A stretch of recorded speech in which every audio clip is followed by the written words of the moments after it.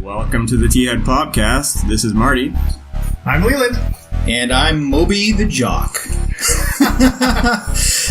There's a little story to that there. Just want to thank listener for first ever fan mail where he mostly accurately identified us. And as the funny guy, I'll be adding in jokes all afternoon, boys.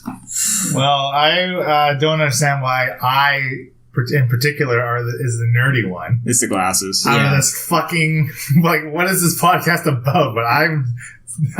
Fuck you, listener. Just, if listener could look at Leland right now and see him squinch up with those glasses, you would know how accurate you are. Listen to that laugh. There we go. Yuck. Anyways, I'm late for my fantasy football draft. Let's get this done. All right, boys. So episode 5, titled "Why Can't We Have Nice Things?" We're going to cover a couple things today. We're going to cover the 4th console generation. We're going to cover board buffoons in the crazy about cardboard section.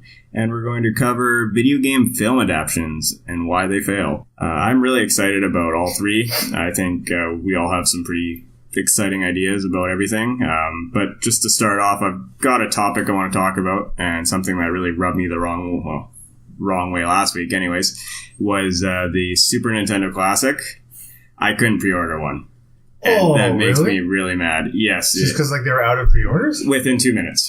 Wow. Well, and it was ridiculous because Marty and I had an agreement to take a look, and we had all these different websites bookmarked, and Marty basically sends me a text and goes, shit, Moby, we're too late. Wow. We're too late. And he's right. I looked everywhere and it was sold out.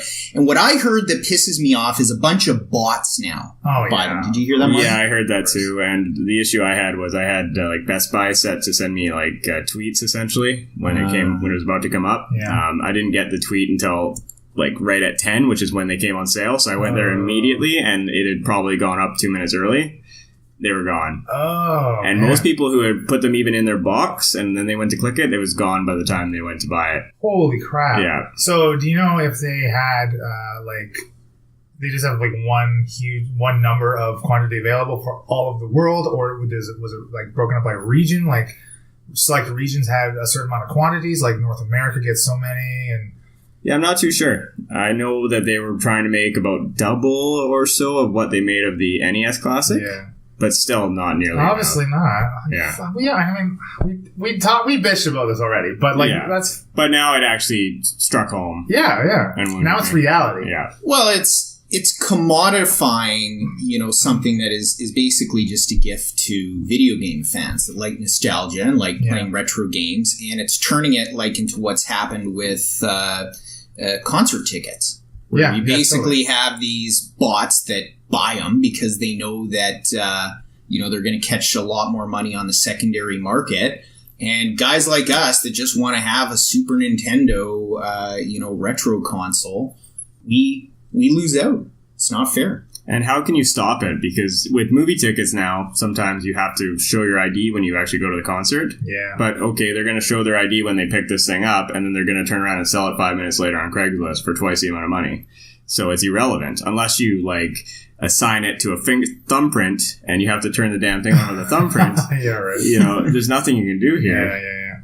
Well, I would have loved to have seen Nintendo just make an announcement, a week or so after, saying, we're just going to flood the market. We've opened a second factory, and screw you to the speculators.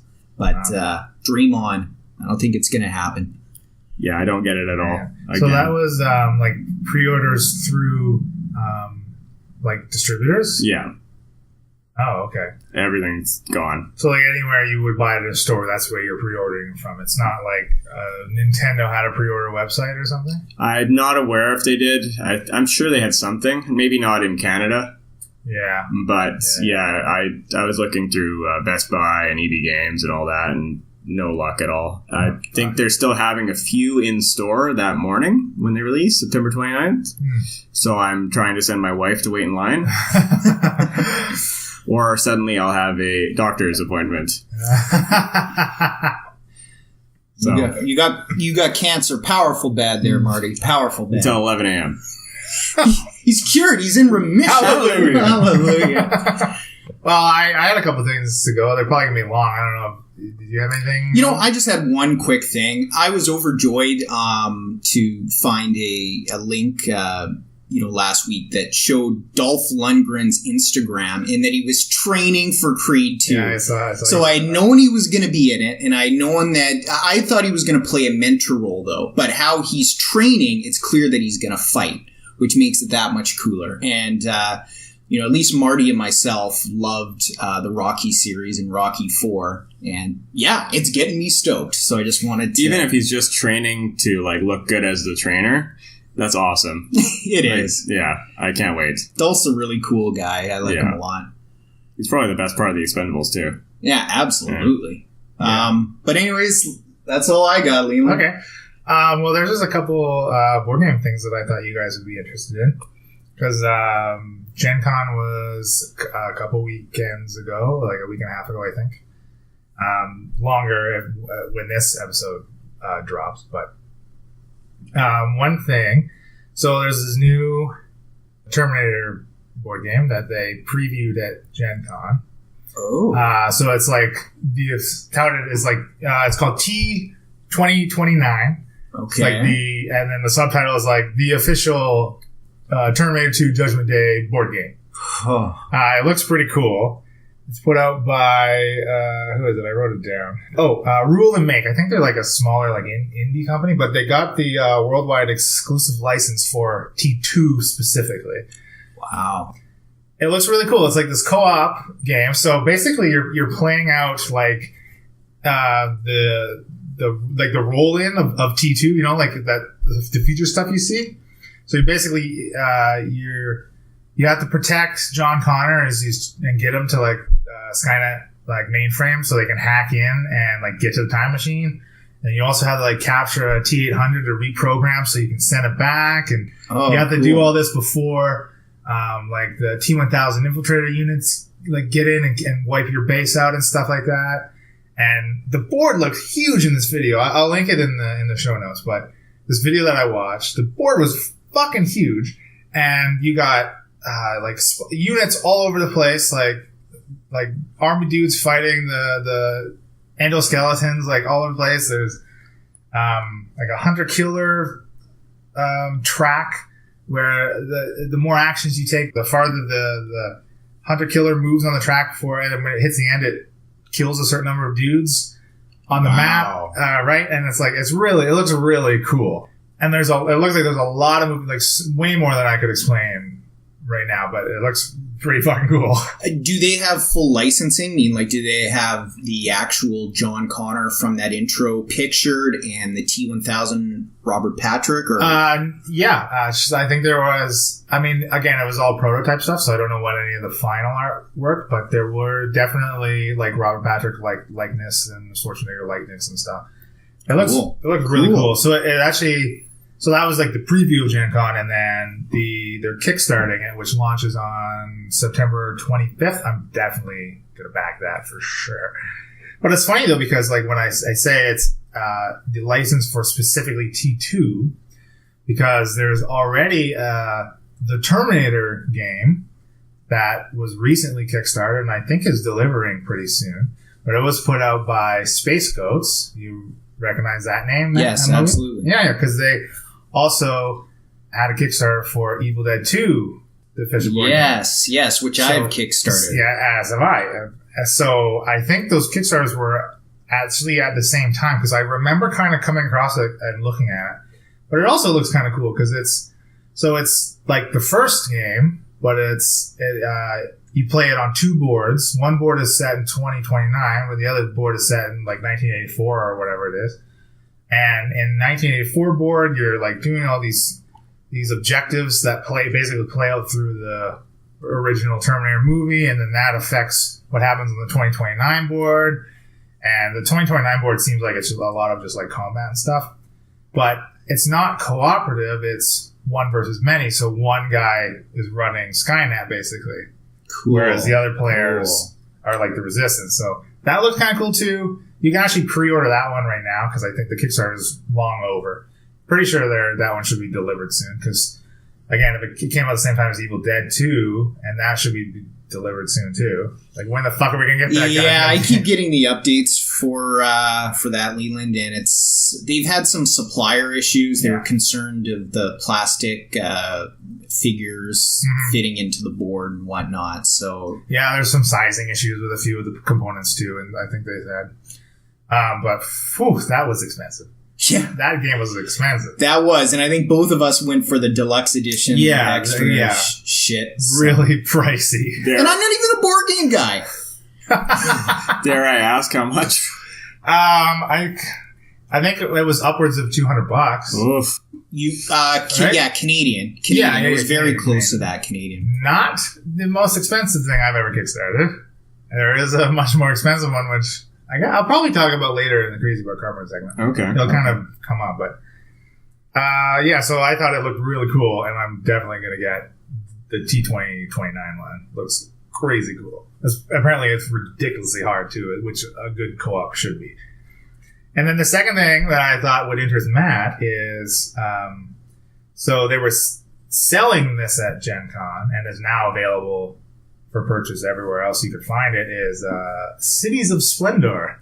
Oh. An expansion for Splendor. Oh. I like that too, actually. Yeah, I thought both of you would like both of these things. So, yeah, it looks cool. I mean, I don't know how necessary it really is, but it's necessary. Please buy it. It comes with 4 different modules, so you can plug and play them into the game and play with as many or as few as you want. Like the first part, like adds cities, so I think the cities replace the nobles. So instead of attracting the nobles to you to score points, you get these cities which give you points, and I think they give you like unique abilities too, depending on what the city is and stuff. But the thing about them is, for you to be able to win, you have to get a city, whereas the nobles are just bonus points, basically. Right. So it's kind of cool. Second one, the trading post, which comes with a whole extra board. You meet requirements and you unlock some spaces which give you more power, like unique powers and stuff. Like you can earn more prestige, which are the victory points. You earn more gems and stuff like that. I don't know. That one seems kind of blah. There's also like more development cards, 30 new cards, which again give you more unique abilities that you can draft and stuff. But the coolest one I think is strongholds. So it gives each player, I think, is like 3 or 4 stronghold figure things where you can put them out onto cards on the board, and only you can buy a card with your stronghold on it. So you can do a lot more blocking, I guess. So you're basically saying I can reserve twice over now. You can reserve a lot. I think I just have a new favorite board game. And like the description said, like if you get 3 of your strongholds on one card, something cool happens, or you get it for free or something. I don't know. I'll figure it out. Sure. I'll figure it out. We'll figure it out. I should definitely pick it up. It looks cool. But I wonder though, do you think, like, what do you like about Splendor? Do you like how simple and how smooth it is? Like, that's what I like about it. I just feel like it rewards the primal instinct of greed, which I apparently am full of. So I enjoy the fact that it lets me be greedy, take gems and buy more gems, and reserve and take away resources from you, and basically be an all-around bastard to build an economic empire. I love that. Okay. Yeah. I just think it potentially could take away from what makes the game enjoyable for me anyways. Fair enough. By adding, I mean, just because you got a nice game, a good game, throwing more shit on top of it doesn't make it a great game. Yeah, if it ain't broke, don't fix it sometimes. totally. Right? Yeah. But we'll see. I'll pick it up. We'll play it. Sounds good. Yeah, and those are I just wanted to talk about those stuff because I thought they looked cool. Especially D2029. Man, that looks cool. Yeah, I gotta look this up. I gotta see pictures because I love Terminator 2. You know, I went by myself to see the 3D in theaters this last week and was great. And to hear there's a board game version with fully licensed pictures and characters and whatnot, I'm down. Yeah, it looks cool. So what's our first segment today? Well, I think that would be crazy about cardboard there, Leland. Oh, really? Yes, I know we're going from cardboard to cardboard. Oh, okay. But don't stop talking. Just keep going. I'll keep going. Okay, good. So today we're going to talk about basically crappy games. Games that we kind of thought missed the mark. Moby's Resident Evil game. oh, First of all, it was on a large piece of paper. The components were all little strips of paper. There was no figurines. It was clearly made by a 17-year-old. which is actually the age I made it at. Thank you, Marty. I did my research. How? How did you find out how old I was when I made an old game? That's You can buy for you anything. to know and for me You to can know. buy and you to anything find on out. the internet. You can buy anything on the I internet. bought that information from your brother. He'll give it. So I only buy games that I am pretty confident that I'm going to enjoy. Like and basically the games I get to play are the ones that I buy pretty much. There's like not much other games that I get a chance to try and stuff like that, right? So I don't really have a list of games that I think sucked. I mean, there's the kind of, like reviews and stuff you hear and you read online, but that's just me like repeating what other people said. That's not me. So I have one game in particular that comes to mind from my collection that isn't bad by any means in my opinion, but it fell short from the hype for me. So that's kind of my spin that I'm going to take on this segment. That's kind of how I envisioned it. Yeah, okay, good. But you guys had some things you were talking about? I have a major disappointment, which is I don't buy a ton of board games. I maybe have 8 or 10 total. But I really like the Axis and Allies series. And I loved Axis and Allies Global, which is actually 2 different board games, Pacific and Europe. You put it together, you have a 3-foot tall by 6-foot wide board, about 8 major countries. It's amazing. But one of the smaller... Cool. Yeah, absolutely. One of the smaller scale Axis and Allies games that came out that I bought just on a whim because it looked great was their D-Day.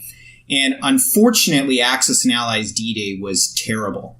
It broke away from most of the core mechanics, which made Axis and Allies fun. It was very regimented and, this plane moves at this time in this group of soldiers on this side moves here. And it just didn't feel like Axis and Allies at all. And it was boring. It was obscenely boring, which I think no game can do. I played it just a couple of times, and it's been collecting a rather thick layer of dust ever since. That's So that's that. There's no variability to the game. Like shit happens every time at a certain point in every single game. Oh, absolutely. Because what they try to they spend too much focus on reenacting it. Like, is that the problem? Well, I mean, the issue is, I'll give you an example or a couple examples here. So in regular Axis and Allies, Britain has a turn. Yeah. Britain does a number of things, and then their turn is over. They buy units, they do this or that. In this game, it's so regimented. It's like America does a combat move, and then Britain does a combat move, and then America resolves their combat move, and then Germany draws reinforcements. And not only that, there's no money, there's no economy. Your reinforcements, you are given a cardboard list, and you have to do your reinforcements from left to right. They never change. So you roll a die, you maybe get 3 or 4 reinforcements. Did we play that one? I think we did once. Yeah, okay. I'm remembering this now. And it's like, okay, so you get 2 tanks. Yeah. And you're always going to get those 2 tanks as reinforcements. Right. So there's so little variability to the game. Yeah. It really just comes down to a few lucky die rolls or not for the Germans. And essentially all the Germans actually have to do is delay, and then they win. Mm-hmm. And I remember this. It just, compared to other Axis and Allies and even other war games that we played, like Shogun, it's weak sauce. And I don't know if I'll ever play it again. Yeah, that sucks because, man, Axis and Allies Global, it's so awesome having that on the board. Like, it's crazy cool. And there's so much stuff that happens in Axis and Allies Global that could not happen in that D-Day version. Leland and I, when I first got that game, we played it a ton. We did. Just like you and I alone, like 1v1, this huge, massive board with each of us controlling like 5 countries. We could have been doing much, more productive things. We could be trying to get dates, eat, sleep. Oh, wait, I want to play 6 hours of World War II. Well, we had an awesome game one time. I remember I was Germany and I took Britain. I just took it.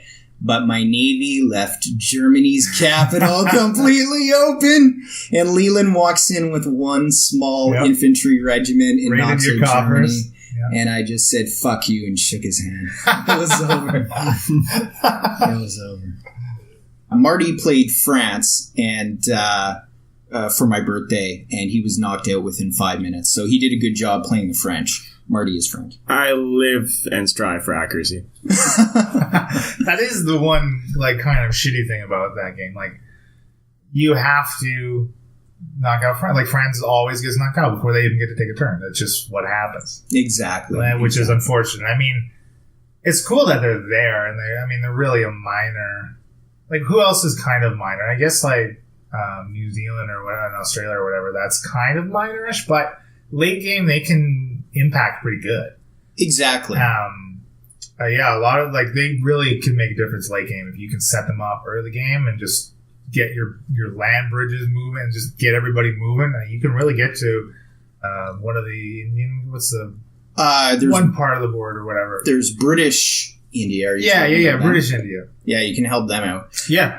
They had some really cool mechanics in that game. I remember China, which basically has to fight a guerrilla war. They only have access to a few units, but they can deploy anywhere. They don't need a factory.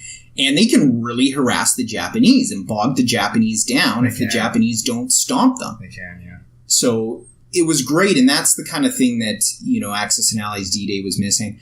When I was thinking about it, I thought I'd like nothing more than to tie Axis and Allies D-Day up with a rock and throw it over a bridge, like the beginning of Jumanji. And then I realized that I've actually played the board game adaptation of Jumanji, and it is 10 times better than D-Day. So the wrong game was thrown off the bridge in that movie. You can hear it. You can hear it. Yeah. The drumming keeps you up at night. Wrong game, Dad. I was thinking that same thing. That's awesome. Well, that's all I got. Marty, you got anything on the board game front? Yeah, I was just thinking about Scythe. Oh, I knew this was going to come up. And I had that too. And this actually almost made my list. But. And it's not that Scythe is bad.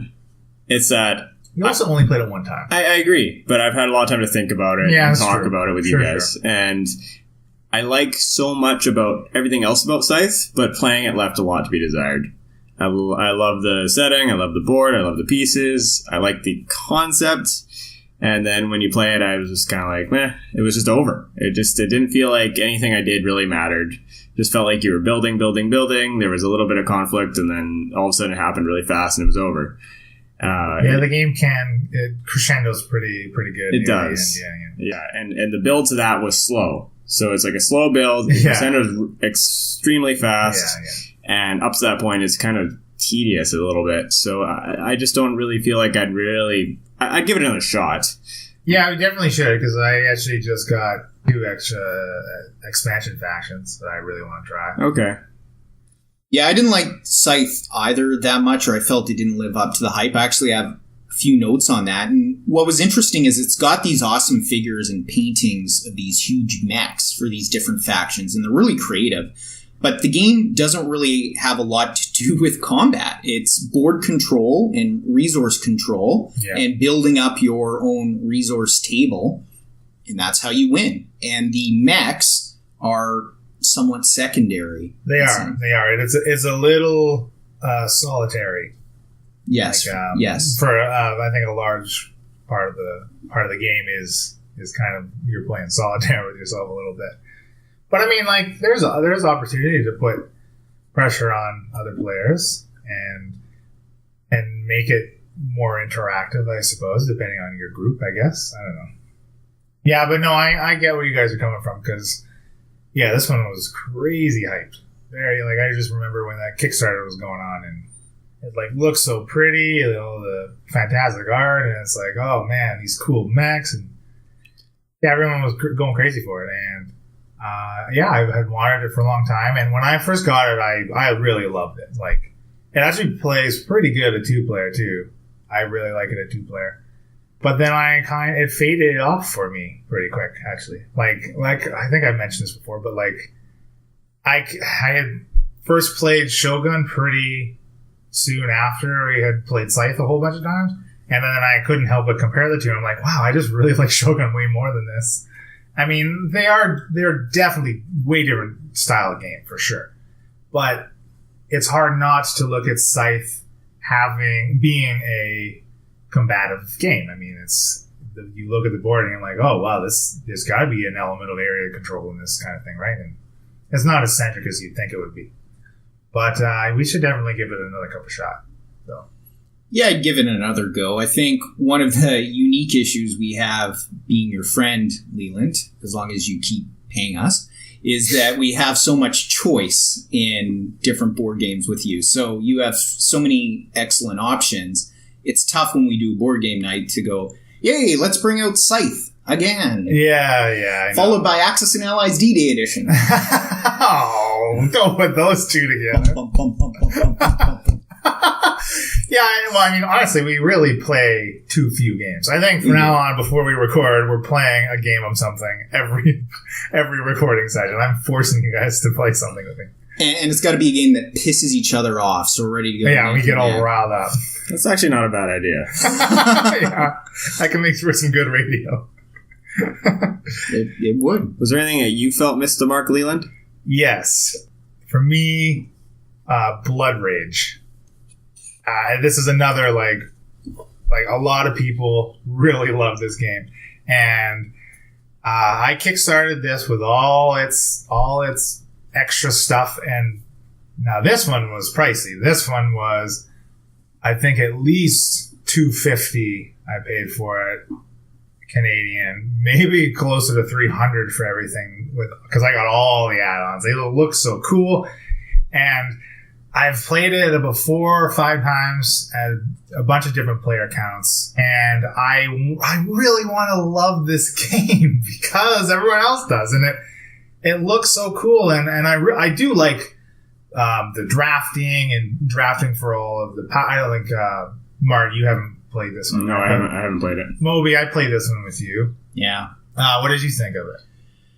You know, the word I would use was underwhelming, and I'd agree with you. It just didn't feel that much fun. Yeah, I agree with that. Game is meant to be fun. We just kind of went through the paces with it. Yeah. Mind you, we were getting our asses handed to us. Yes. So maybe that could have soured it a little. Yes. Bring Splendor back. Yeah. I don't know. I want to love this game, and I want to keep getting it to the table and like trying to force myself to love it.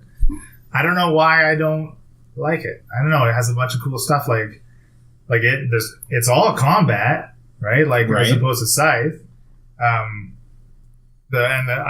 love drafting games. Like, who doesn't like a card draft? Card drafts are always fun. I don't know. It just missed something for me. I'm not sure. It's really hard to explain, but it's not as great as I thought it was going to be, and not worth what I paid for it, personally. Fair enough. Definitely a disappointment. Yeah, for sure. Definitely. And that, I think, out of all my games, is the biggest disappointment in my collection. But I'm very happy to have it in my collection. And let's hope. So even though that was disappointing, again, I fell into the hype. Okay, so Simon put out this game. I think back then they were a cool mini or not, but they rebranded to just Simon. You know, like it's whatever. They make fantastic games. The minis and all their games are always great. Like we played with our buddy. We played Masmora. You remember that one? Mm-hmm. That's a Simon game. It's like a spin-offy thing of Arcadia Quest, which again, a bunch of dungeon crawly games that everybody loves those games. You know what? I didn't like Masmora. There's another one I didn't like. I just don't like dungeon crawl games. You know, it's funny, for the show prep when we were talking to Leland about this, Leland's like, I don't buy bad games. I love my games. They're all treasures to me. And then we get into this discussion. And I don't own Masmora. Okay. That's certainly not something that I would have been drawn to kickstart. Right, right. Or even on the shelf. A lot of people hate on those games because they have like the chibi style art and like figure models and stuff. I don't give a shit about that, but I just don't like dungeon crawl games, really, I think. I didn't have any fun. But we only played the co-op version of that. Right. And it has a competitive version, which I think would probably I enjoyed a lot more. Where you can like murder fuck each other in the dungeon as you're trying to kill all the monsters and score points and stuff. I think I would like that more. I've noticed you like to say murder fuck a lot. Yeah, I do say that a lot. Like when we were talking about Batman, murdery Batman, I said a lot about that. It's always murder fuck Batman. Leland's parole officer mentioned he says that a lot too. So. Just thought I'd contribute. Yeah, thanks. But what I was saying about Simon is like, again, it happened to me. I fell into the hype of an upcoming game that I'm not sure when it's supposed to be fulfilled, but Rising Sun. It's in the lineage of Blood Rage. It's by the same designer, Eric Lang, and it's similar-ish to Blood Rage, but there's a cool like influence component to it, like into the gameplay and stuff. Again, really cool looking minis, but as opposed to being like Viking, this is like a Japanese theme. So it has all these cool, all the figures are like cool, like kami gods and stuff like that. You know, like kind of reminds me of that MTG cycle that nobody likes, Kamigawa. Like that kind of like the all the kind of like the spirit stuff, you know. You were right. Yeah. Yeah. So fingers crossed that's really good because again I paid a lot for it. Like the problem with those games is the base to get a base game of those is like $100. Right. Because you're paying for the plastic in them, right? You're paying for these awesome models and stuff. And I hope it's good. I hope it's good. Yeah. Yeah. Well, I hope so too. But then again, it's your money. So if you strike out, Marty and are fine. Let's just head home and play our video games, watch our movies. We'll pity play it with you. Good. Sure. That's fine. I'll take it. Whatever. Do we ever hang out with him when it's not pity, Marty? No. Yeah. You guys are That's why we're here, isn't it? I'm a jock. I'm supposed to be me. This is I'm stuffing you in a locker. The pity podcast. I'm too big to fit in a locker. He is. Chop you up.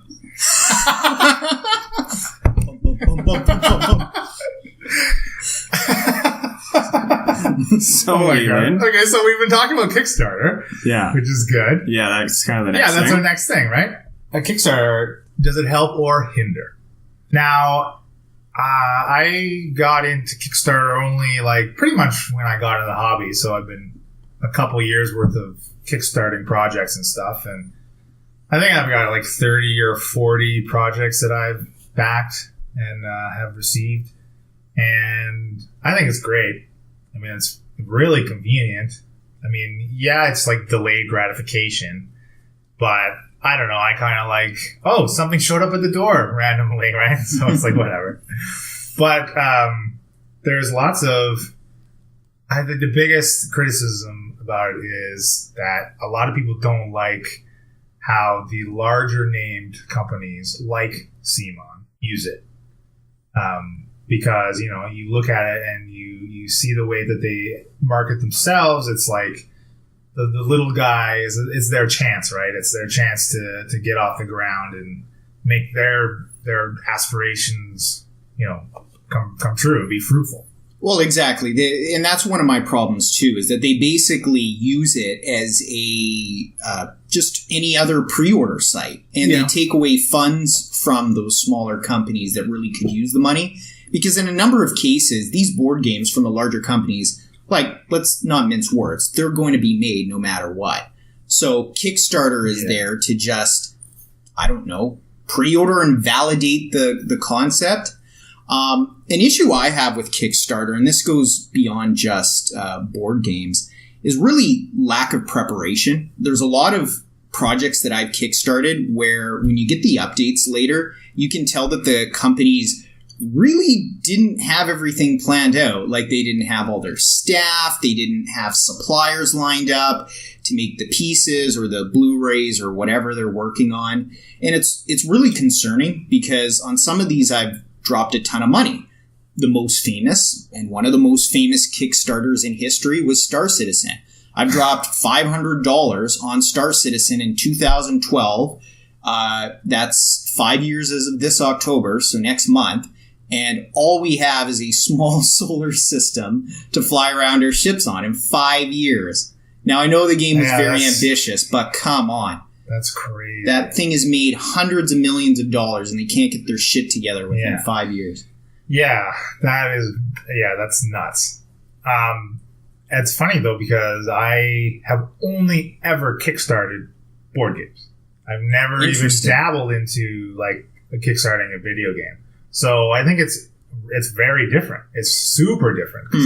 Because with the board game, I mean, to have a successful Kickstarter, you need to be able to draw people in with great looking art and a really well designed prototype.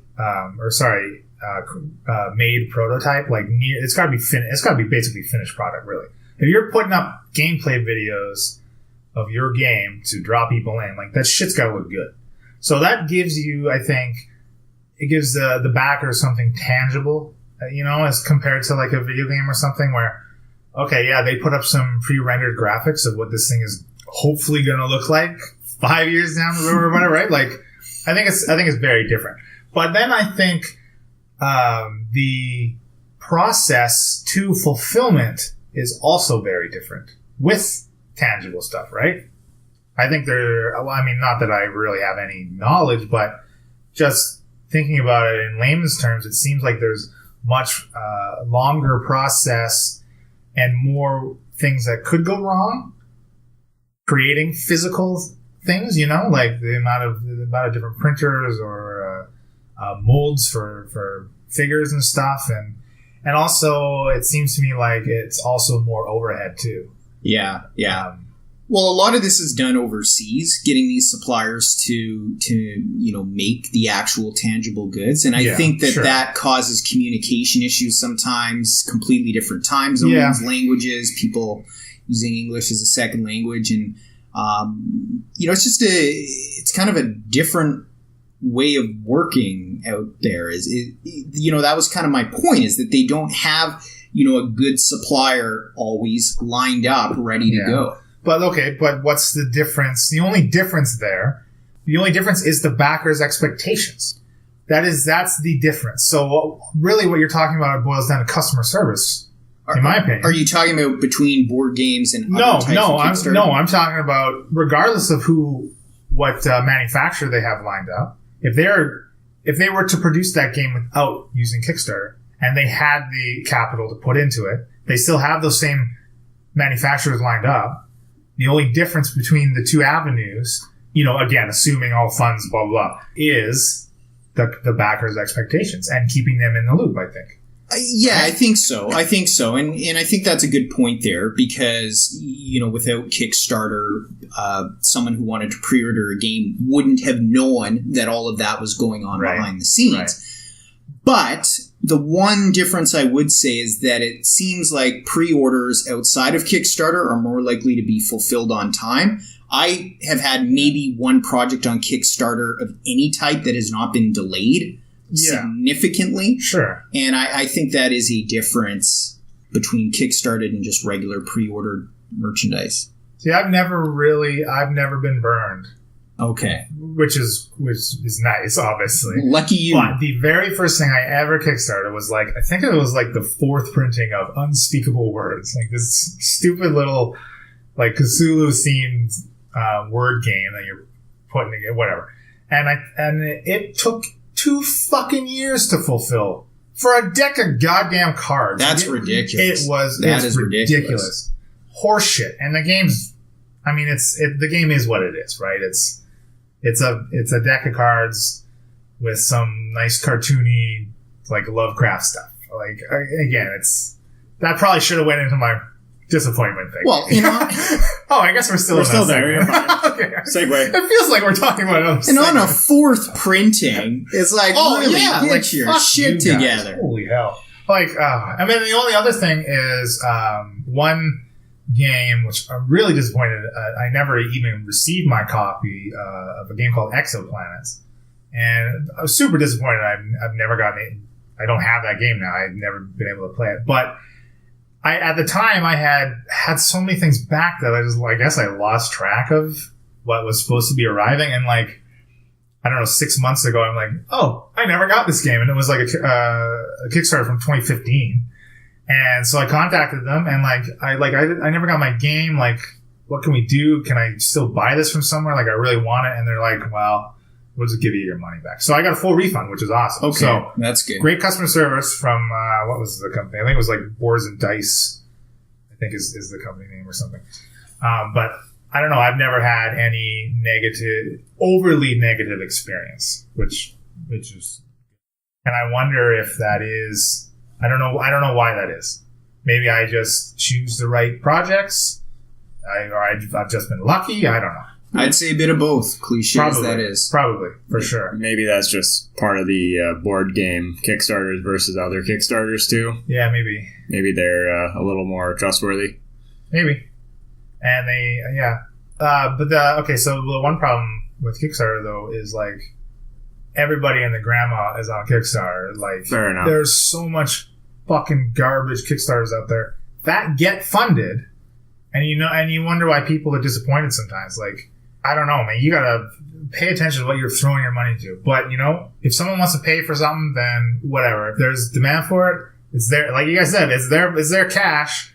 It's no skin on my back if they get a shit product. They decided that they wanted it and they took the chance on it, and it turned out it was crap. Well, shit. I don't know. Consumer, get your act together, and let's try to weed out these unworthy products. Yeah. That don't have, and by unworthy I mean not necessarily. I mean, okay, yeah, the game could be terrible. Like, it could actually just be a bad game. The mechanics could be shit. It could be, I don't know. It couldn't have been. Maybe it wasn't play tested as well as it should have been. Just something about it didn't come together. But when I say unworthy, I think of like the people who are not passionate about it. That's what I consider to be unworthy, and that's when I look at some projects. I think it's easy to tell. Oh, whoever is putting their name behind this thing, I don't feel like they're devoted to it as much as they should be. If I'm going to contribute my $50, $60 American, I don't feel like I don't know. I don't want it. Like, no, go away.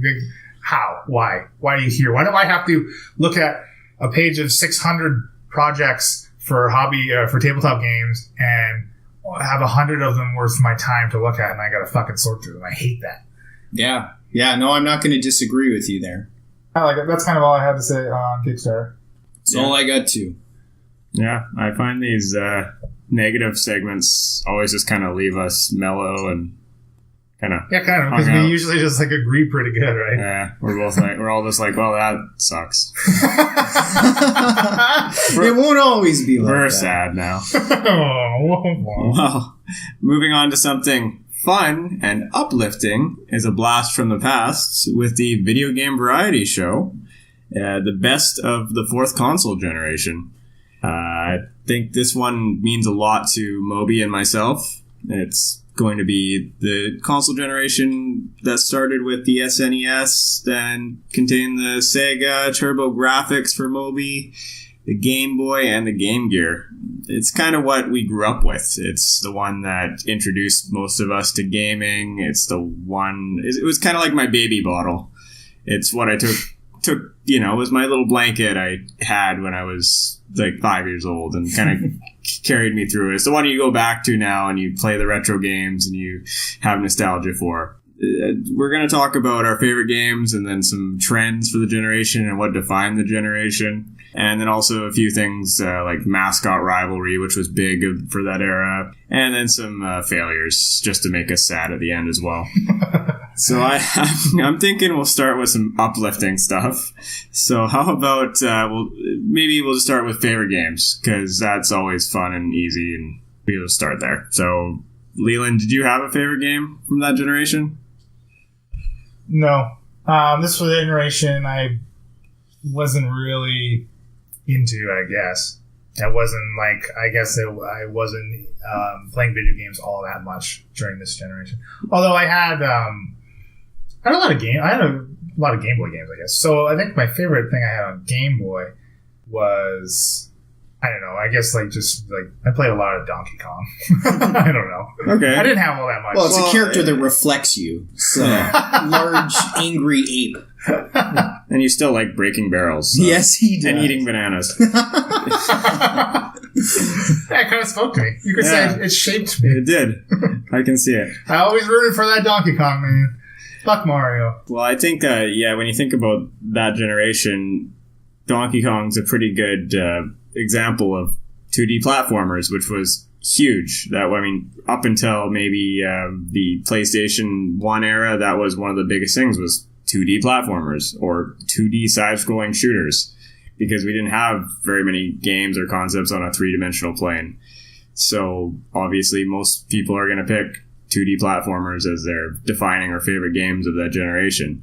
Well, Moby, what did you have? Yeah, my favorite game was Super Mario RPG for the Super Nintendo, a game where Square partnered with Nintendo, and it was really good. It was really well written. It had a great learning curve where it started easy and got very hard by the end.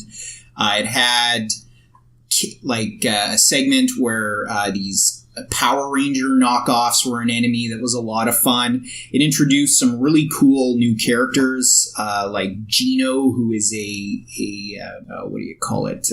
cult character in the Mario canon now. I just thought it was an amazingly done game. I played it at a friend's house a number of times, and then when it came out on Virtual Console, I played it to death. I still have it. I plan on playing it again soon. So that's one of my favorites, or that is my favorite of the generation. Yeah, that's one of mine as well, actually. Mine's also an RPG. It's Final Fantasy VI, which was released here as Final Fantasy III, but numerically it's number 6 in Japan. That's probably the high point of 2D RPGs for most people. Mario RPG is another good one, man. There's a lot for the SNES, but that one's great. It's probably the best Final Fantasy game. I don't know if you played Final Fantasy VI. I have, actually. That would be second on my list, and that would be my most played Super Nintendo game next to Mario RPG. And yeah, I loved it. I have never, and this includes Mario RPG, I have never seen a game of that generation that could tell such an engrossing story as Final Fantasy VI. I remember there was a point, I think I was supposed to go out and see my friend Colin, and it's the first time I ever bailed on a friend in my life, but I was playing it, and it was at a part somewhat near the beginning where the party gets split into 3, and one guy's on a raft and a couple others go in the forest, and you can choose those stories in a non-linear order, whichever you wanted to go in. Gosh, that was so engrossing, I could not put down the game. I just had to be... Gosh, Josh, don't say gosh. Damn, fucking, it was so much fun.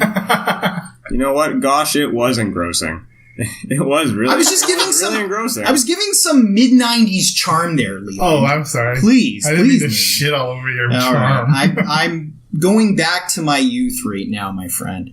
Yeah, when I think of that game, that's the one that introduced me to RPGs, and I remember my brother letting me play it and telling me not to delete his save files and do all these things. And at first I wasn't even allowed to save because they all had save files.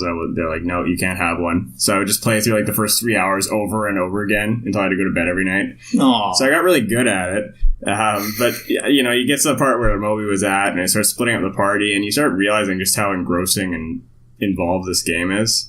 It was pretty iconic and really ahead of its time, and even the music for that era with the the 32-bit graphics or whatever was pretty amazing. 16, but he was counting. Sorry. No, are you sure? You sure it's 16? He's right, it's 16. Yeah, it's 16 for the 4th gen. I done fucked up. Oh, really? Yeah. Sorry. It's 16-bit graphics. Okay, so what was 32? That was the following generation with PlayStation 1. And then N64 was 64-bit. Right. Yeah. So is that not the 5th generation with the N64? They're the same generation, yeah. Yeah, so how come it went from 16 to 64? Well, because the N64 doubled the PlayStation. They jumped. Oh, within the same... Yeah, they just made a jump. They just made a technological leap. Yeah. I see. That's it. Oh, the first time they were ever ahead of the curve. And the last. Yeah. Unfortunately. Well, that's Marty, what do you have? I've never played any. I haven't actually really played any Final Fantasy games. Okay, well then shut up and let me and Marty I couldn't talk. even tell you what Final Fantasy 6 looked like. I think you would like Final Fantasy 6. I think that's a kind of game if you had it on your computer and you were just start dicking around playing it, you'd really enjoy it. Yeah, probably. But back then, like, I could barely get through Final Fantasy 7 back then. Yeah. Or, like when it was out. I could barely get through that fucking game. Oh, I can't wait to get into that. Yeah, I really want to get the new updated version for sure. Like, yeah. I want to enjoy it. I want to now I know. I've grown, I've learned.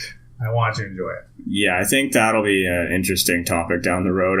They're definitely making some strange choices with that. I guess that's Have you heard about that movie? That's not what we're talking about right here, boys. We're going to leave. I'll just... Yeah, no, that's okay to bring it up on a whim. Yeah, I've heard what they're doing with it. And correct me if I'm wrong, but I believe the battle style is completely different. So they're changing a few things, obviously, but the biggest one... Yeah, they'll update it or whatever. The biggest one is they're splitting it into different releases, which I think is an awful decision. That's bullshit. That's a slap in the fucking face. I'm going to end up paying $300 for this thing, which is it's going to be like Blood Rage. I'm going to be disappointed by it. You have no choice, and I have to. I have to give them my money. I'm.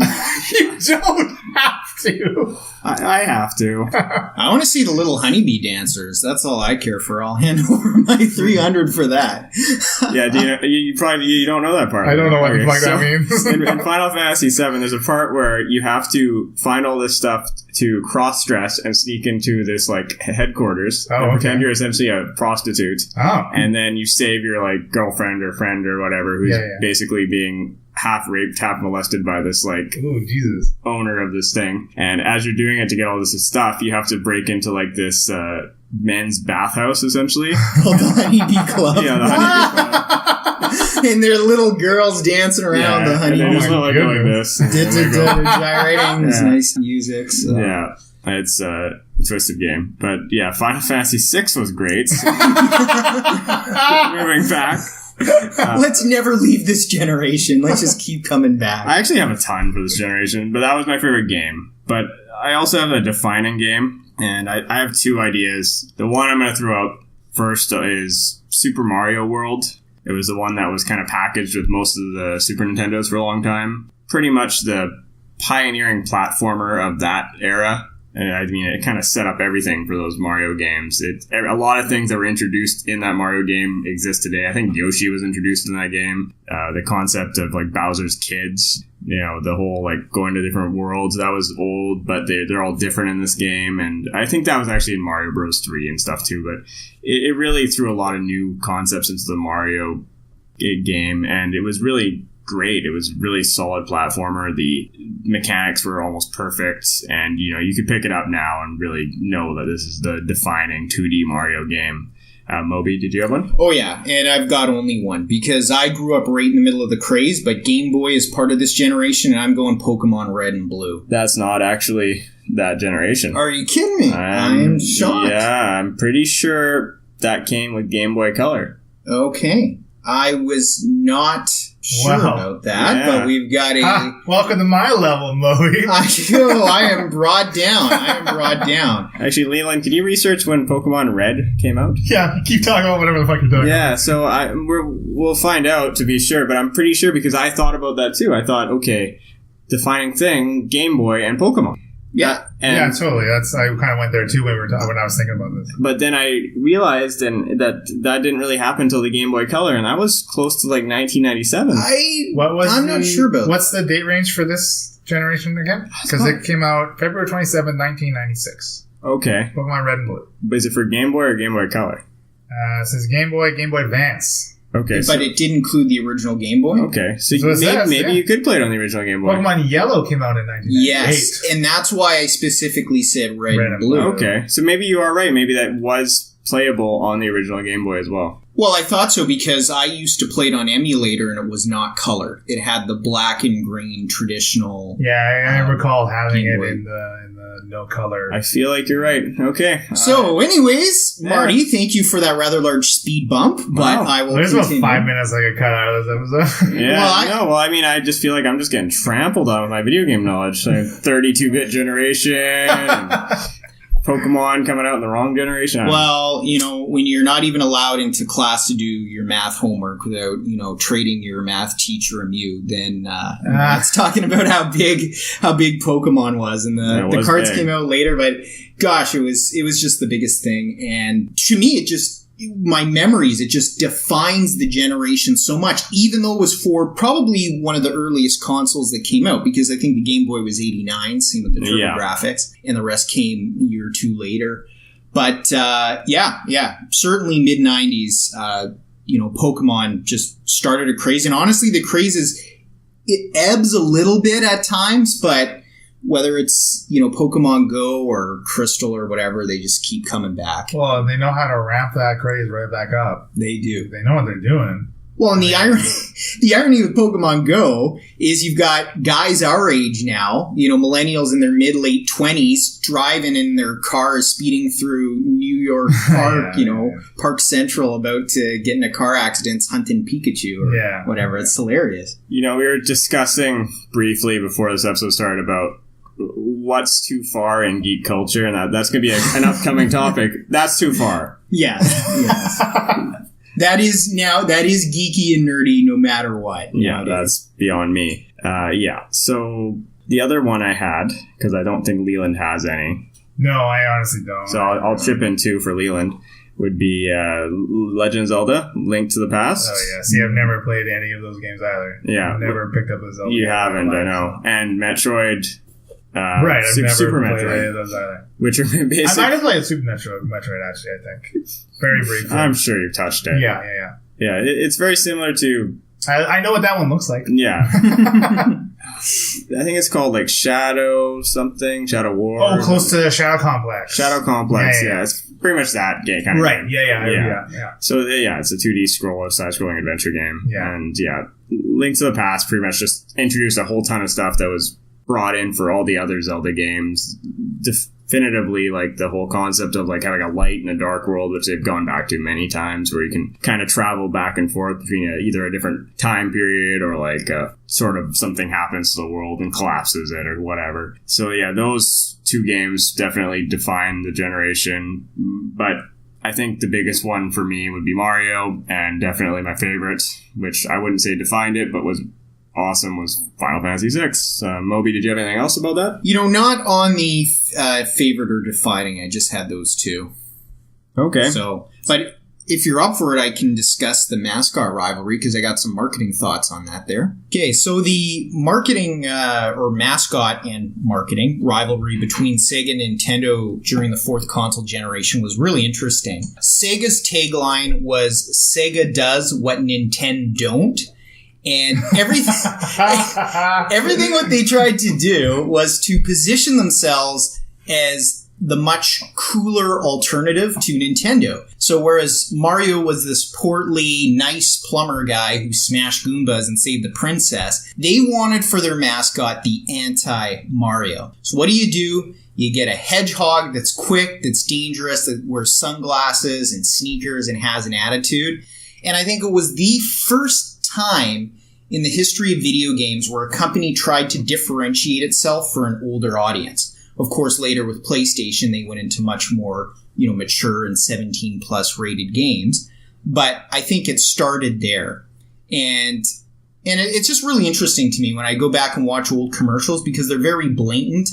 Sonic will burst through a wall with lightning bolts happening in a living room, and, kids will be like, "I don't want Nintendo, I want Sega. Look at these boomerang-shaped controllers. Black is someone's soul," or something. Yeah. This was the early 90s. That was cool back then. So that makes sense, because I remember wanting a Sega, and I don't remember why. Because I didn't really want to play any Sega games. I just remember feeling like I need a Sega. Well, a girl would hold your hand back in those days. Probably, if you got a Sega. So that was a big deal. Whereas if I had a Nintendo, she'd just kick me in the nuts. Yeah, it happened to Moby a lot. Yeah. Still does. I want to hold your hand. Okay, this is not the musical special. It's the devil's music. Musical specials later this fall. But yeah. I don't know. Leland, do you have any thoughts on the mascot rivalry or Sega versus Nintendo? That's funny. I don't particularly recall any of those, ads or whatever, but look how it worked out for them. Yeah. Like, just because you can make a flashy commercial obviously doesn't... I mean, I guess they didn't sell well, or like, why did that... Well, they didn't have the sales to continue with the Sega, or what? Like, yeah, the successor to Genesis just didn't really work out well. The Saturn, it didn't sell well. That's another generation there. And so, of course, the Dreamcast was... the Dreamcast was the final failure. Right. And... now Sega just develops content. But it's interesting because I think Nintendo has more gone down the kiddie family route than they were even back then. And it's almost like a prophecy of what was doomed to happen. When you think about back then, they still had games like Mortal Kombat, and those were the games that were coming out on the Nintendo console. Yeah. But now they don't really have anything that I would consider like R-rated that they pioneer. Now you have Splatoon in the night. Oh, no. Not nighttime. Yeah, I love that their shooting game is essentially a paintball tagging game. Yeah, right. With cutie little kitty squids. Oh, how the mighty have fallen. Apparently it's pretty fun, though. I've heard that as well. Yeah. Well, something I do have interesting opinions on, or at least some opinions, was the two more obscure systems of that generation, the TurboGrafx and Game Gear, were the two systems that my brother and I actually had and got really big into. We were initially given a TurboGrafx because our grandparents had a Super Nintendo and they said they had to keep it there as a special thing when we visited, so that's cool. But our parents wanted to buy us one console, so I don't know if they bought it on price because it was the most expensive console out there, but we got a TurboGrafx in 1990, and it was an interesting system. We tried to have a lot of fun with it, but it was a failure. It was a failure on so many levels. Looking back on it, I did re-buy one. Our initial one broke. I did re-buy one about 4 or 5 years ago off eBay, off an auction. I was happy to get it. But now that we've had some good times. We have had some good times. Yeah, 5-player Bomberman's pretty fun. Oh my god, that's amazing! Yes, I love it. But here's the thing: so everything for the TurboGrafx was so fucking expensive. Yeah. The system was $400 in 1989. Whoa! I was too lazy to figure out what that means in modern day Canadian denominations. 14,000 rupees. Yeah, rupees, Zelda. You gotta go collect them. Gotta catch them all, Marty. So Pokemon. 4th generation, Marty. 4th. So TurboGrafx was a failure for that reason. The accessories were not widely stocked by stores. It was mainly distributed through Radio Shack that had other business going on, so they'd only have a few games in. Radio Shack. Shack. That tells you how old this is. That is. Yes, and it came with one controller port stock. Now, that is so behind the times. I mean, we're talking any other system at least had two. Yeah. I mean, that used to drive me nuts about the PS2 was that you had to buy, like, the multi-tap. Yeah. Multi-tap. Yeah. At least nowadays, everything is just wireless. So you can just wireless whatever into a console, right? Yeah. Well, it was a big deal. You got to remember, this was before the time of internet online gaming, so multiplayer was in person. You've got this overly priced system. You've now got to buy more controllers. Yeah, you've got to buy overpriced controllers that were about $60 a pop. You got to buy the Turbo Tap thing, which I think its name was Turbo Tap, for about $80. That sounds dirty. Well, it does, but when I was a child, Leland, my mind did not go there. Yeah, as an adult, absolutely, I want to tap all 5 of those sockets,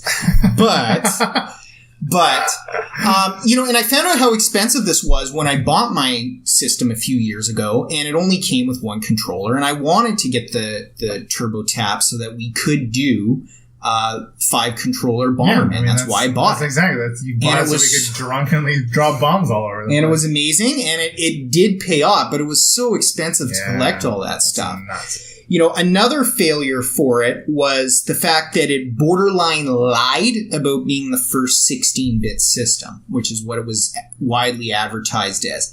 It had a 16-bit graphical chip.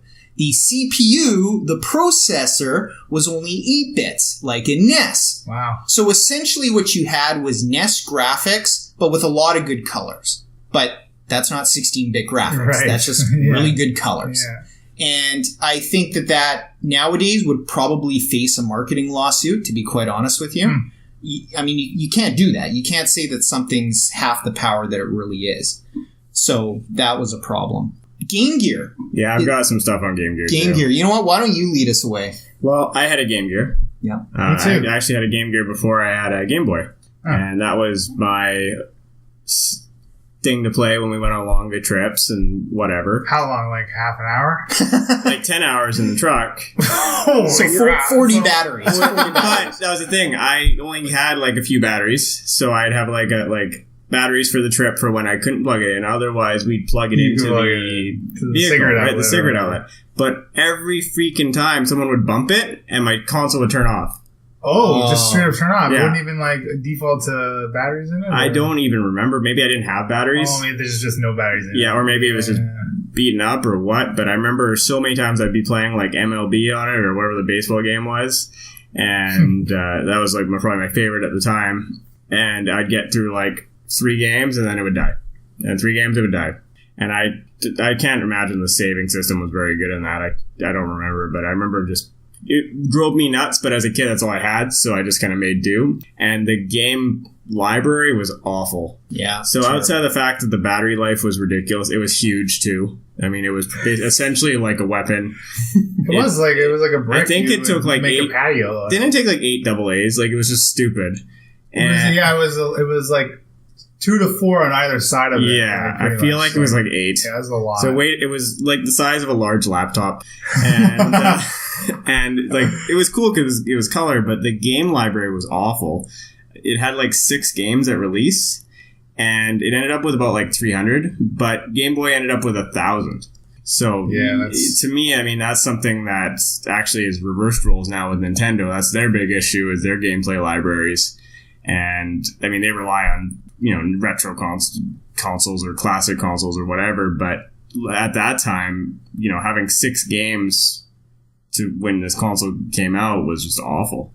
Yeah, and unfortunately in the secondary market, there's a problem with Game Gear in that it has these power transistors that are faulty, like just the transistor that was used in Game Gear is faulty, and by about a decade on, those started to just fail and corrode, so it's very difficult to find a working Game Gear nowadays, which I think is a tragedy. We had Really? Well, okay, I thought it was ahead of the time. And I thought for the few good games it had, I think we had Sonic 2, and we had a Star Trek game that was really good, and we had Power Rangers. Power Rangers was good. Myself and my brother played that over and over again, and it was really cool to have a brick that could play these games with good color and decent sound. And yeah, I would say it's about 8 years ahead of its time. It definitely had drawbacks with that terrible battery life. The times we did use batteries, it sucked. Me and my brother had to pool our allowances each week to get 2 hours of game time. Yeah, well, okay, I'm sorry, but you have a handheld portable device that you have to plug in to use? I'm not saying... Fucking stupid. How is that ahead of its time? That is not ahead of its time. But the performance of it on a handheld was small. Right, but that performance is compromised. Okay. That's why they failed. They went too far outside of the limitations to try to be they went too far in the innovation. Well, you know what? My brother and I, we had both the cigarette adapter and the AC adapter for the wall outlet. We made it work. We didn't hit the core. And so we rarely played on batteries. And you're right. It was a failure as a mobile device. But it was still fun for us. Did you have the briefcase to carry it around like I did? No. So I had a case for it that was the size of like an adult briefcase. And it would carry the games and all the cords and all the other crap. And it was essentially like a whole briefcase. And I think it had like backpack straps. It was ridiculous. It looked like a laptop bag. You had to have a carrying case so you can carry around the fucking power cords for this goddamn thing. Can I jump in with a funny anecdote here? Oh, well, well, I'm going to do it. Please do. So one of my favorite family stories that my brother and I still laugh about, I think it was Christmas in 94, 95. My brother had asked for a Game Gear game, and my dad always screwed up Christmas presents. So I told him, I said, Zellers in this town, on this shelf, middle aisle, top row, third from the right, and I tried to guide him to exactly where this game could be found. And Christmas Day rolls around, and what happens? That my brother gets a Sega Genesis game of Sonic 1 for his Game Gear. So he gets the wrong Sonic. So I stared at my dad in the eyes as a little kid. I opened the Sega Genesis game. I took out a cartridge that was about the size of the system, and I tapped the two of them together while staring at him. Click, click, click. I'm like, Dad, you've got to refund this. So well, you just took it out of its original packaging, you little shit. Yeah, you avoided all returns. Oh, those were the good old days of customer service. You didn't even need a receipt. You're like, yeah, I bought this here. Okay, how much did you pay for this? $300? Okay, here's $300. So the way I look at the Game Gear is it's kind of like the Rolls Royce of handheld consoles of the time. You have to be rich to own it and rich to pay for repairs. and it only runs on premium gas. That's good. And it breaks half the time. But damn, when that thing's running, it's good. pretty. Ooh boy. Ooh boy. Yeah, so that was definitely a failure, and that I don't think they even tried to make a sequel to that console, did they? I don't recall. I mean, why would they? No. But it's funny, though, that they never really kept on it, because they already had the technology advance, right? Like they were already ahead of the curve. You think they could have kept that in their back pocket until they had the physical capabilities? Sure. Really all you had to do was maybe, do a second generation model that had a rechargeable battery, like an in-house battery that had more power, and it came with a charging unit, or one could be bought. Well, you know what? Now you just got to get Elon Musk to make the new Game Gear. Woo! That boy's battery technology, that thing can last forever. Like the power cell in the Terminator runs 120 years. Thermonuclear power cell for Game Gear 2.0. Blows up your neighborhood if something goes wrong. I'm a little bit worried for that when that one corrodes. Well, we have a certain friend that if he ever has a child, I'd give that version 2 to him as a gift. So, as these guys snicker in the background. Inside jokes. A note and he opens it. Hasta la vista, red-haired little shit. Okay. Are we ready for movie musings? I think I'm done. Yeah. Okay. There's something that I wanted to actually say, but I've forgotten it now. This seems to be an ongoing theme of this episode, Leland. Yeah. Between you and Marty. Okay, I like it. Let's get on to movie musings. Movie musings. Video game adaptations. What went wrong? Everything. Why are so few of them good? But we're going to start with a new little mini segment here. Listener had sent us some fan mail and made a good suggestion, which is that with all the 700 plus DVDs and Blu-rays I own and other movies I've seen, that I should make a movie recommendation under Movie Musing. So this is the first new sub-segment that I call the Motion Picture Must See. C spelled with the letter C, because as a jock I don't know how to properly spell C. So it is the Motion Picture Must See. And I'm going to try with this sub-segment to keep the recommendation. It's probably going to be very loosely connected to the topic, but connected if possible. Now, are you going to keep these recommendations a little spoiler-free for once? Well, sure. Yeah, absolutely. Sure. And the one I want to recommend is the 2002 Resident Evil by Paul W.S. Anderson. The very first one? The very first one of the 6. That is a good one. And I think that is the one that, even though it didn't follow the storyline of the games close, I think it nailed the tone and the atmosphere better than any of the other 5 that followed it. Yeah. Oh, for sure. It was dark. It was brooding. It was a slow burn that had action at the end. I thought the Umbrella Corporation was done well. I thought Marilyn Manson's theme music for that was phenomenal. Phenomenal. One of my favorite movies. I like that they... I like the lore that they set for themselves. Yes. And they basically made their own RE universe lore, which I think worked fine. I think when I think of that movie franchise, I equate it to it took the same development as the Resident Evil video game franchise. I actually had that note. Totally, right? Yes. Like it's super parallel, just ramping into more action, and then too much action, so much action, and then you lose what makes Resident Evil. Absolutely. Yeah. Absolutely. Yeah, that's a great recommendation. Yeah, it's been a long time since I've seen that. Yeah, and it really is. I'm not going to try to recommend a movie that's shit unless I give you a shit warning. It may come up. Some of the movies that we watch here, listener. Yeah, so bad it's good, man. So bad it's good. So bad it's good, and sometimes so bad it's bad. We're just, we're sados. We like to whip ourselves with bad movies sometimes. Love it.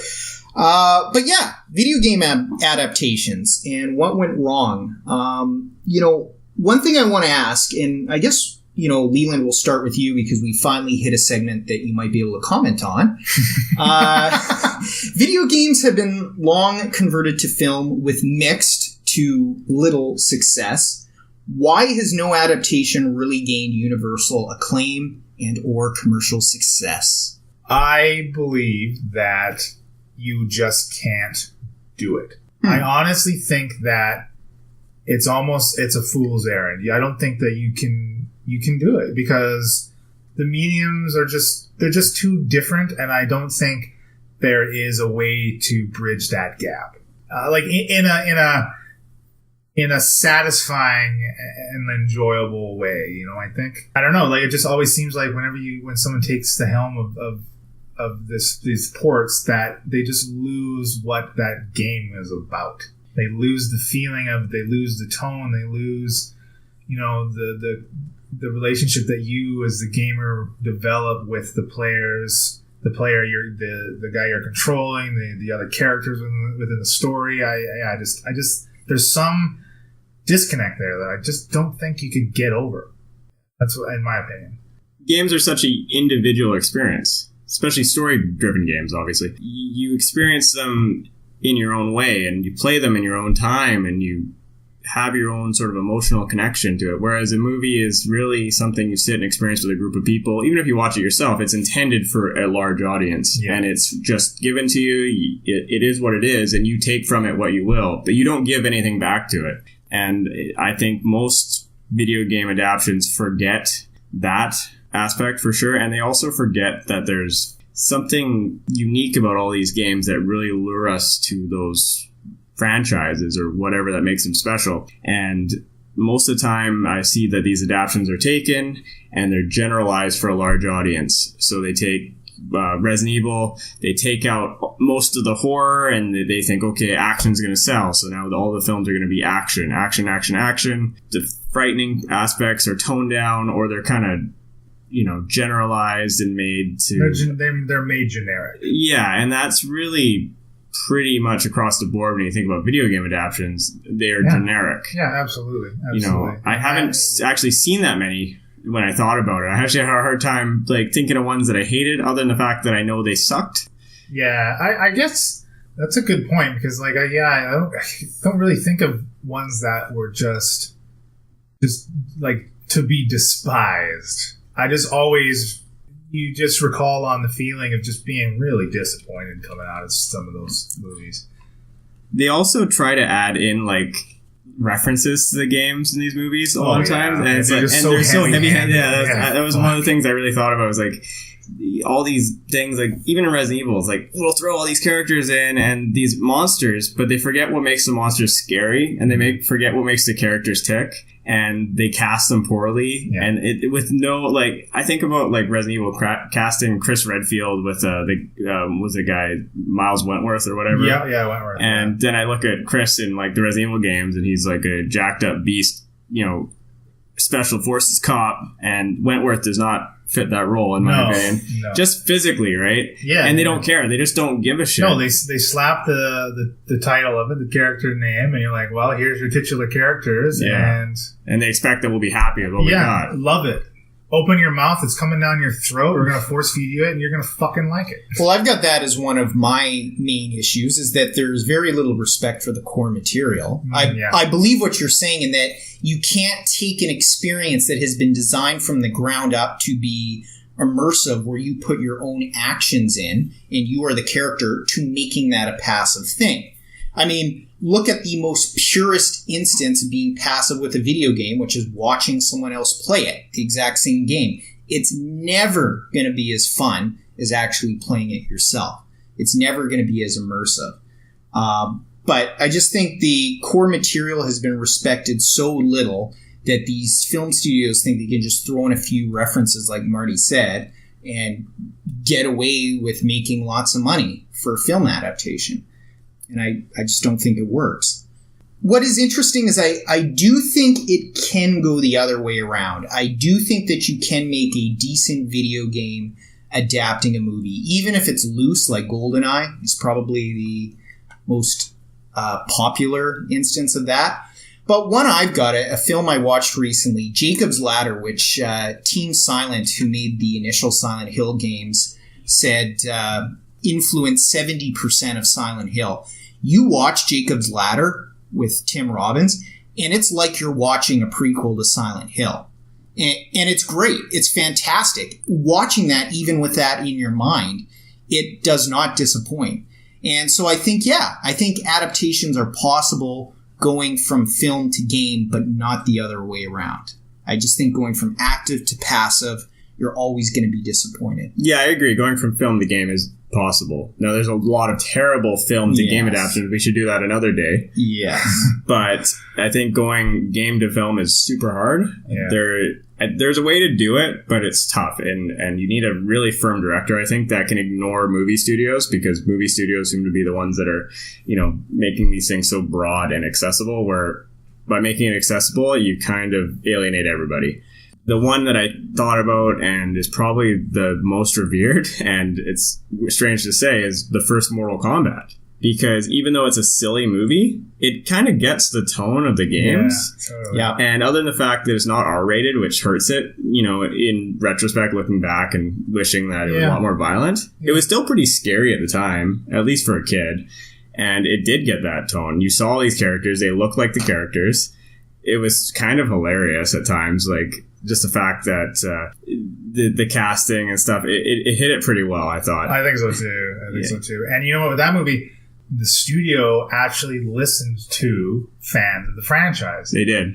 Because when they originally had the character design for Kano, he did not have his cyber eye or whatever on his face. I do recall that, yes. So they had to put it to test audiences, and they bitched about it because it just wasn't accurate to the character. And I think he looked cool with it in the final iteration of it. Oh, absolutely. Yeah. So, that's a great example of a good job, I think. Yeah. They had a great theme song. I felt they nailed Scorpion and Sub-Zero, who are the guys I liked the most. Yeah. Like Marty said, I thought the tone was great. I've got this one down, and I mean, we do not go over the content, directly before we do these podcasts. It looks like we all had Mortal Kombat down as one of the better adaptations out there. Totally. I think what's telling is if you look at the highest Rotten Tomato score for these film adaptations, like any video game film adaptation that's live action and around the world, it's actually Prince of Persia, which is only 36%, which is that's the highest. So, but the highest Metacritic score is 58 out of 100 for Mortal Kombat.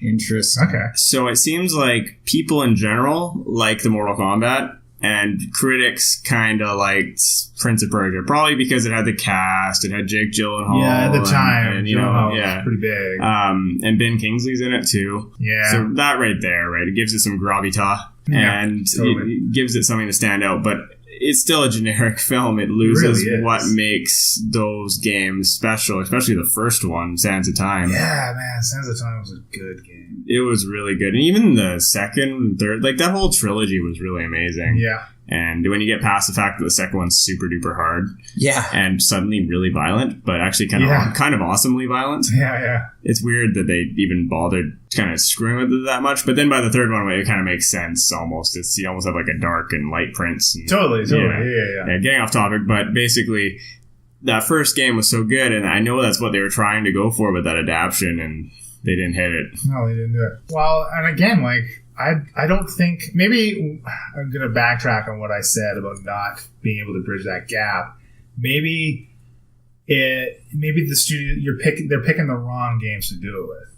Maybe there are particular games that you just can't do it, because I think, okay, so you look at what's the game of Mortal Kombat? There's no narrative there. Especially the originals, the narrative is really loose. Exactly. There's a Mortal Kombat tournament for Earth. Exactly. So that's pretty basic premise to develop a script on, right? Like, yeah, as long as you're staying true to, and basically all you needed to stay true to that game is the character design, right? Like, which is what they pretty much did with that. Yeah. So maybe particular games, and so that brings you to like Sands of Time. I don't think that's the franchise to try to. I don't know what like drew them to choose that franchise to put into film. Yeah, it's weird. Like, I can almost understand picking Assassin's Creed, because Assassin's Creed is a really like just well-known, really popular series. It has a ton of games, and I know it has like worldwide appeal. There's a lot of games set in different places, and it's also got a pretty unique kind of hook to it. And that game also failed to live up in an adaptation. So you think it would, like, of all the games that could, that one to me was one that I think really could have. I think it had the most potential for sure. I mean, even like you said, just the different settings of the video game franchise lends real easy to a whole franchise of films. Yeah. Right? Like, and sequels. Yep. Yeah. And the other one, well, there's two, I think, coming out soon that I think maybe have some potential. Uncharted, which I worry that's going to be really... I'm so fucking over Uncharted. I worry it's going to be really generic. It is. It's going to be. And that's... Why do they keep making those fucking games? Well, I think they're done. They're done.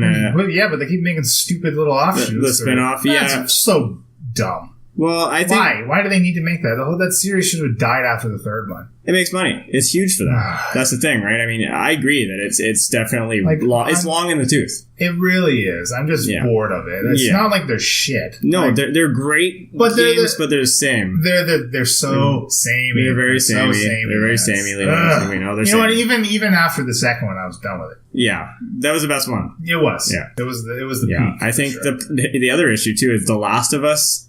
For at least I know you're not as big of a fan as I am, but like that was so different, just like tonally, than Uncharted. That going back to Uncharted, it was hard. It was like, okay, this is so much more dark, and actually has a better hook. Like it's thrilling, right? Whereas Uncharted, you're like, yeah, we get it. Yeah, Well, again, that's like. By the time you get to the third and fourth game in that series of Uncharted, I'm not playing this because I give a shit about these characters. Yeah.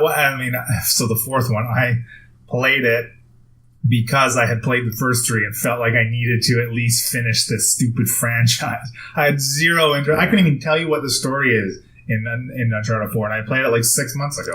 Okay, I could tell you the story of Uncharted 4, but I could not tell you the story of Uncharted 3 at all. I have no idea what happened. Other than there was a lot of sand. I remember that. And there was like scarabs. But other than that part, I remember nothing. But I liked Uncharted 4, but I agree. The other problem with Uncharted 4 is it's way too long for what it is. Yeah. You wouldn't think a game like that would be too long, but somehow it manages to be. And I'm worried about that film adaptation. It's gone through a lot of iterations getting the script ready, and that's usually a pretty good indicator that there's nobody on board that really understands it. Yeah. And like at one point Mark Wahlberg was attached to star, and now who the fuck knows what's going on with that. Yeah. The other one that I think might actually be good, and I'm crossing my fingers, is the Tomb Raider reboot. With Alicia Vikander. Who's that? She's the girl that was in that artificial intelligence movie. I can't remember what it's called now, where she plays like the AI. And the one where they're running it through the Turing test. The Turing test thing. What was that called? Yeah, and she's the robot. Yeah. Okay. Yeah, that was a good movie. It was a great movie, and she's great in it. And she's actually starring as Lara Croft, so she's playing like a rebooted version of Lara Croft, similar to the new games. And apparently, it heavily draws from the new games. Ex Machina. Yeah, that's it. There we go. Yeah. Great movie, and I think she's going to be great in it. Yeah. If it has a good script, it has a good director. The director is some foreign directors, like a Finnish director. I have seen nothing else, but maybe that's what it needs. Maybe it needs somebody who just is like, I want to make this film. And I'm not just stuck, the studio just hasn't just picked me and said, here, do this. So maybe he has a firm vision. Yeah, but what is the draw to that video game franchise? Like, I played a lot of them and I enjoyed a lot of them. I couldn't even tell you what drew me to it though. I think honestly the original ones, the draw was that Lara Croft was just a ridiculously buxom, attractive female. Fighting T-Rexes with handguns. Yeah. Sure. And it kind of just went along that route where she was this attractive, badass female. If you play the newer ones, though, I've only played the first new one, where it kind of gives her more of a human story. And she's becoming Lara Croft. Yeah. That was a really good game. And apparently that one's really good. I'm going to pick it up soon, hopefully. It's for PS4 now, finally. Oh, okay, cool. Yeah, and you can I think it's like $40 now, so not bad. Yeah. So we'll play that and talk about it. But apparently this movie draws from those ones as opposed to the originals, which was really... I can dig that. Yeah, I mean, the originals were kind of rough, like, really think about it. Remember when we played Angel of Darkness? That game was fucking terrible. So in this game, you could save... at any point. It had you could just hit start and save. But you could save as you were jumping into a pit and dying. Yep. And that would be your save file. So I did it 3 times. Fucking many times. So and I'd rented it. So I'd rent it and I played to 8 hours and also I was jumping and you got so used to autosaving because the platforming was so bad that you'd be like autosave. Yeah. And you'd autosave into a pit and then every time you loaded it, you'd be like, dead. And you're screwed. And you had to start it over again. Yeah. Wow. Because there wasn't, nowadays games have several save files backed up. Yeah. And they also have autosaves. Yeah. So they fix that problem, but they didn't think that far. Thanks, Crystal Dynamics. I know I started that game. I played to the beginning of that game 3 times. Also, it wasn't good. Nothing. It was not good. And you know what? I remember getting to the same part and doing it at the exact same jump 2 times in a row. I'm like, I am an idiot. What the hell am I doing? How? Why? I hope they don't adapt that game. No. There's one adaptation that you guys haven't commented on, and just tell me both of you know it's being made, but the Metal Gear Solid film adaptation. That's been talked about forever. I don't know if it's anywhere near actually being cast or filmed or anything. They're adding staff. I'm seeing it on LRM, which is one of my major sites I visit. So it seems to be picking up steam. Okay. But I think that's a game to film adaptation that's going to have a lot of problems. I think Metal Gear Solid has a very unique tone and way of being. He's always on his comlink with a bunch of weird characters. I just see so many potential foot traps. Yeah, but that's a game that begs to be a game. Yes. And not a film. Well, and it's cinematic enough as is. Geez, you get hour and a half cinematics everywhere. The problem with that is it's 100% necessary to boil that down and generalize that franchise down. You have to get it into a movie. Yeah. You have to. And you have to adapt probably just Metal Gear Solid.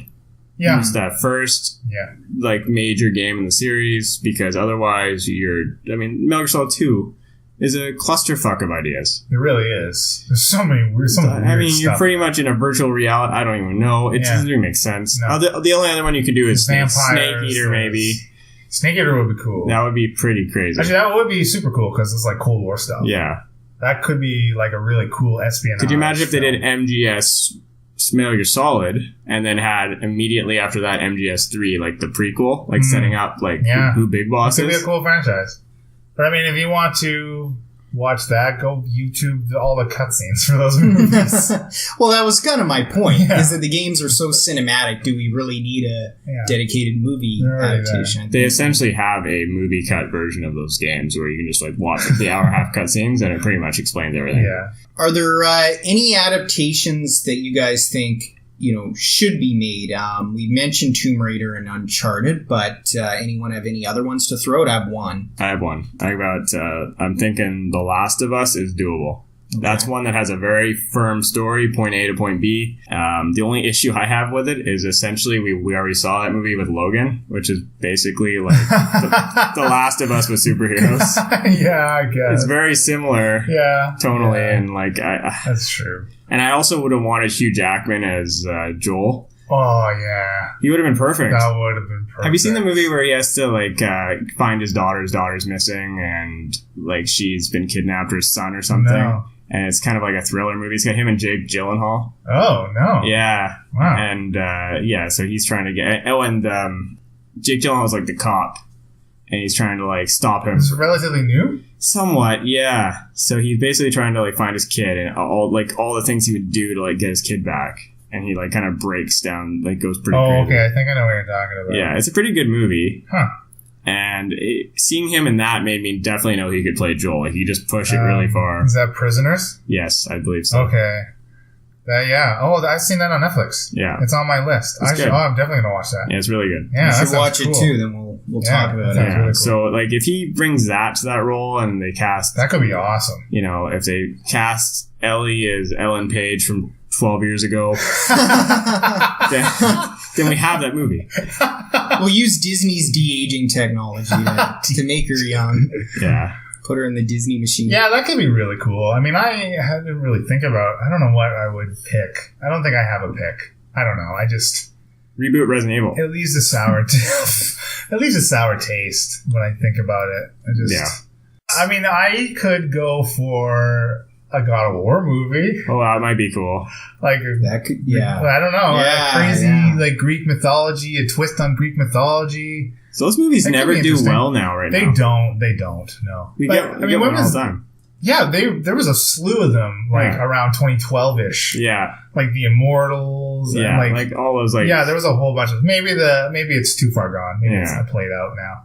But I think that... I mean, with the good casting for Kratos, I would love to see that on screen. Yeah. Man, those Blades of Chaos are cool. I want to see some wicked Blades of Chaos. Hard R God of War live adaptation. That'd be cool, man. I'll take the first one where he has to figure out a way to kill Ares. Directed by James Cameron in 3D. Glasses free 3D. Yeah. Yeah, the one I want isn't ever going to be made because the franchise is frankly just too niche. But I would have loved to see a Fatal Frame adaptation.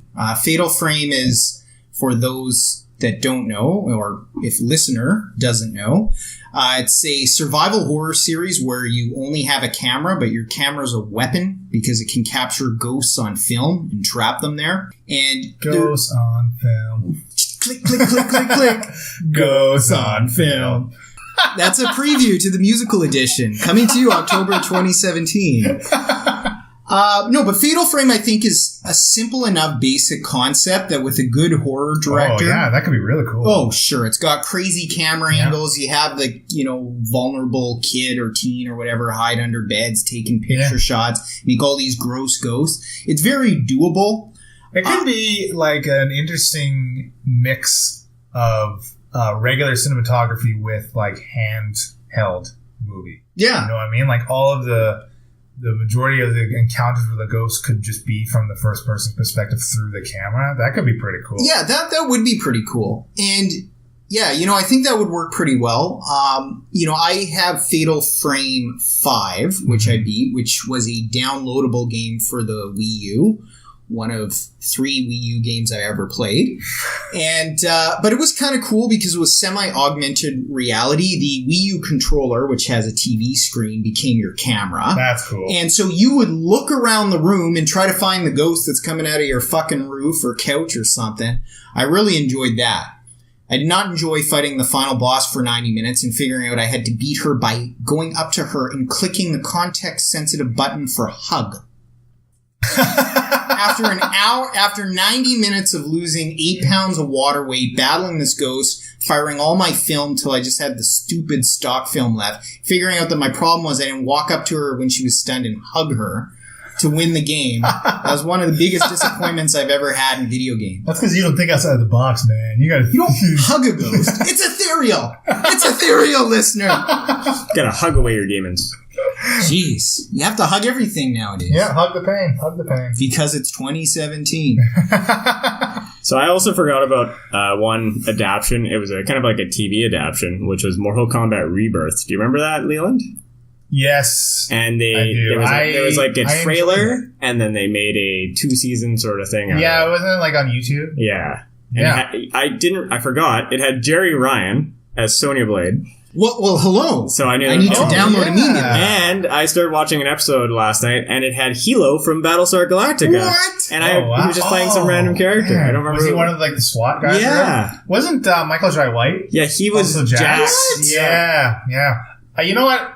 Check it out. I'll link to the first episode in the show notes too. Yeah. Just check it out. Yeah, I would like to give it a check out. That's a real good message. Man, blast from the past. Yeah, talk about it. Cool. And you know what? Actually, I remember all the Scorpion Sub-Zero stuff, and that's really cool too. Ooh. Because it plays out the origins of them and the rivalry between the two clans. Oh. Yeah, and you basically see Scorpion and Sub-Zero become Scorpion and Sub-Zero.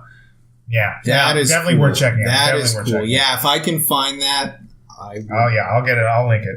I'll link it in the show notes for sure. Good mention. Great. Good mention. Well, I think that about does it here, unless... Yeah, we're running pretty long again. Yeah, so, you know what? I guess I would say is, hope you enjoyed the episode.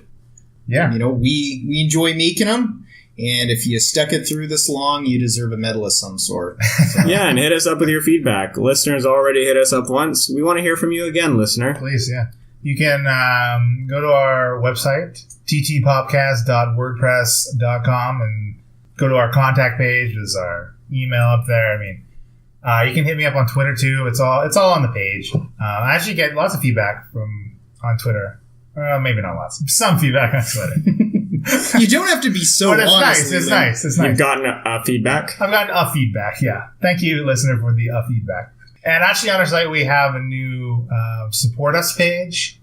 If you are so inclined, it's got some links to RPG drive-through, where you can find like PDFs, and I think they sell physical copies too, of like older RPG systems. Lots of cool stuff.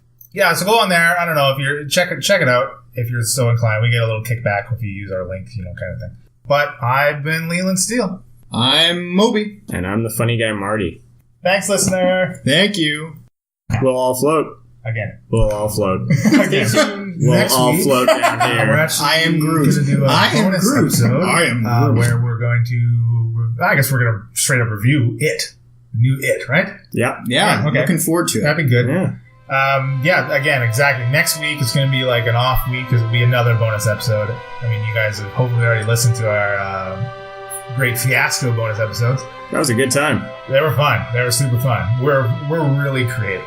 Okay, well, just stay tuned for those next week, listener.